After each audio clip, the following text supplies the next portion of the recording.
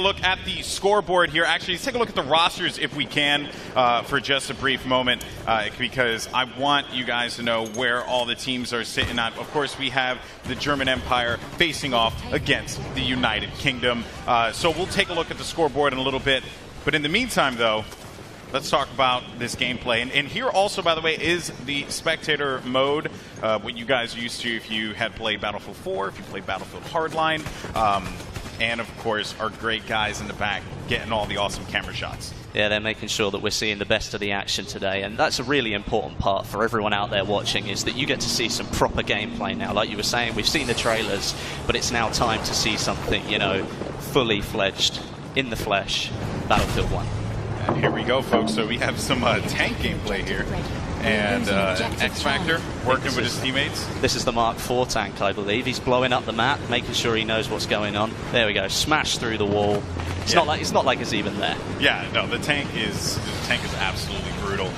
So now X Factor is going to be inside of the tank, working with mids here to clear this spot, and now moving over to, I believe this is going to be Stone Mountain's POV. Yeah, I believe so. Oh, he's got one of the classic weapons out there, using the sniper rifle. One of my favorite weapons to use on the battlefield. Okay, so now just to kind of give everyone an update as to what it is that we're going to be playing. It will be Conquest, what you know, what you love from Battlefield.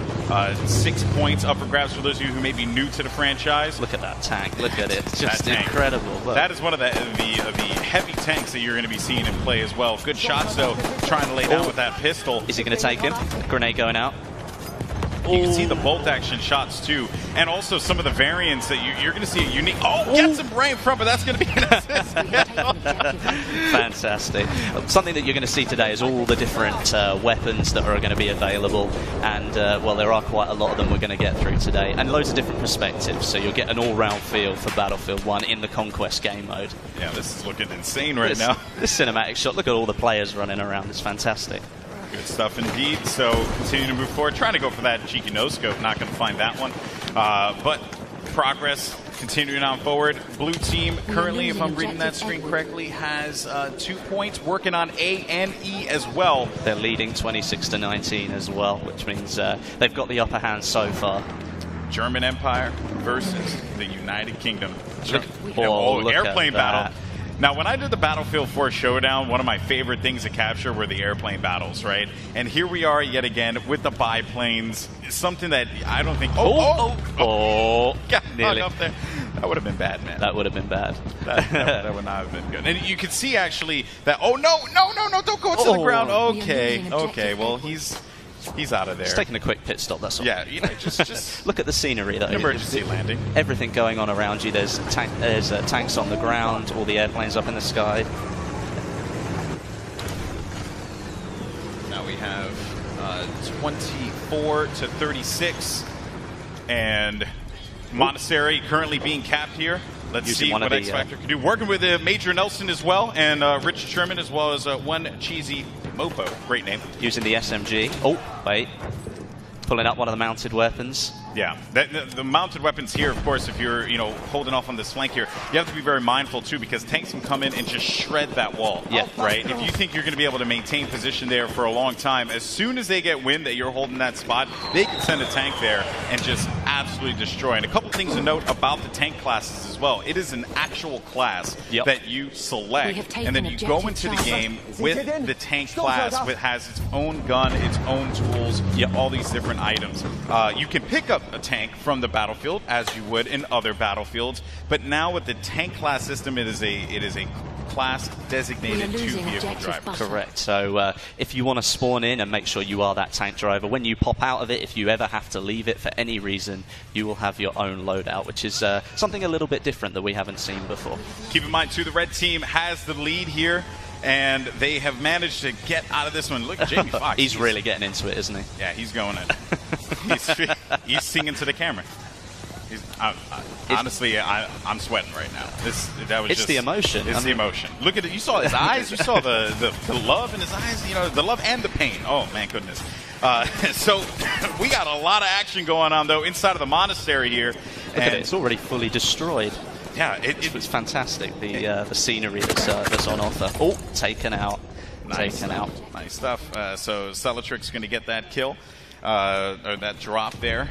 Let's see what we have as we potentially switch perspectives. And you saw right there, as a matter of fact, too, that was the way that you spawn in. Yeah, I was hoping that we could have actually caught that view for a brief moment, because it is so cool how you spawn into the game. So in previous Battlefield titles, you had a 2D map that just showed you where everything was going on in the battlefield, right? Yep, correct. This time around, though, that map that was once 2D, that is the actual game itself. Like the match that is taking place, all the players move. You can see the explosions happening throughout the battlefield. It's all there. And then when you spawn in, you actually swoop into it. Good stop there.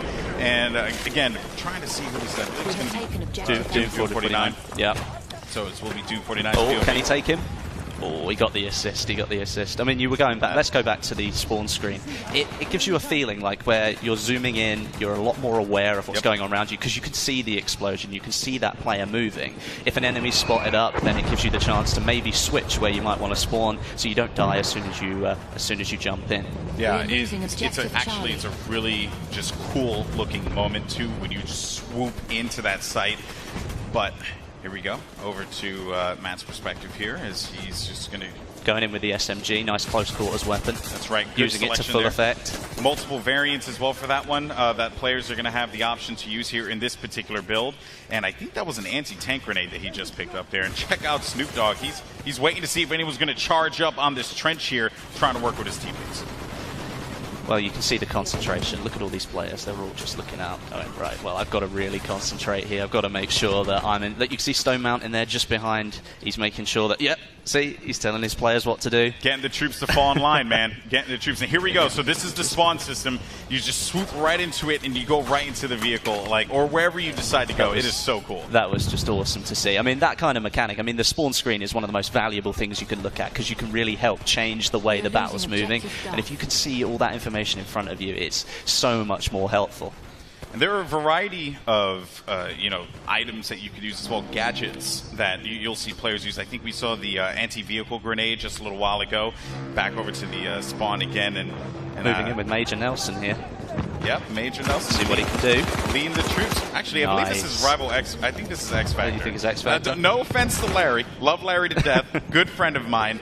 I just haven't seen Larry move like this in quite a while. So I don't know if that's Major Nelson. But here comes the airship, Westy.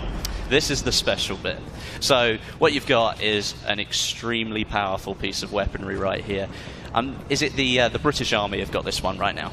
Yeah, so because of that, the way it works essentially is that you want to look at it as when the team is down, it's that last-ditch opportunity, that last effort to be able to get back into the game. And the airship, if used properly, can cause a lot of damage. It is an incredible piece of weaponry, a behemoth, if you will. I mean, obviously, though, it's a huge target. As we can see, it's getting shot already. So it's not something that you're likely to miss in the sky, but all that power right there. If you were down and you needed to take a couple of flags back in Conquest, this could give you the power to do that. You can absolutely obliterate people with the guns that are on it. Infantry don't stand a chance. So it really is the last ditch, but you could turn things around. The plane just landed right in front of us.